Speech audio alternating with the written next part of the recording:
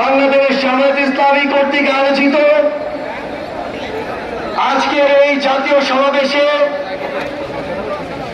বাংলাদেশের ছাত্র জনতা, আমার অভ্যুত্থানের সহযোদ্ধা, জাতীয় নেতৃবৃন্দ সকলকে জাতীয় নাগরিক পার্টি এনসিপির পক্ষ থেকে সশ্রদ্ধ সালাম। আসসালামু আলাইকুম ওয়া রাহমাতুল্লাহ।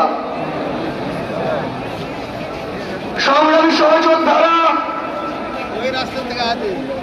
অভ্যুত্থানের 1 জুলাই পেরিয়ে আমরা আরেক জুলাই এসে উপস্থিত হয়েছি, কিন্তু বাংলাদেশ থেকে মুজিববাদীদের ষড়যন্ত্র এখনো শেষ হয়নি। গোপালগঞ্জে এখনো মুজিববাদীদের রাস্তা লেগে রয়েছে। মুজিববাদীরা এখনো বাংলাদেশের বিভিন্ন জায়গায় সক্রিয় রয়েছে। এই মুজিববাদ একটি আদর্শ, শুধু আইনি ভাবে এই মুজিববাদের মোকাবেলা করা যাবে না।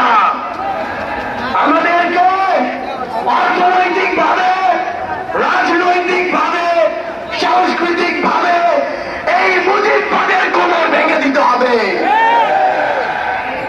আমাদের মধ্যে রাজনৈতিক মত পার্থক্য থাকতে পারে, কিন্তু এই মুজিববাদের প্রশ্নে, এই স্বৈরাচারের প্রশ্নে অভ্যুত্থানের সকল শক্তিকে ঐক্যবদ্ধ থাকতে হবে।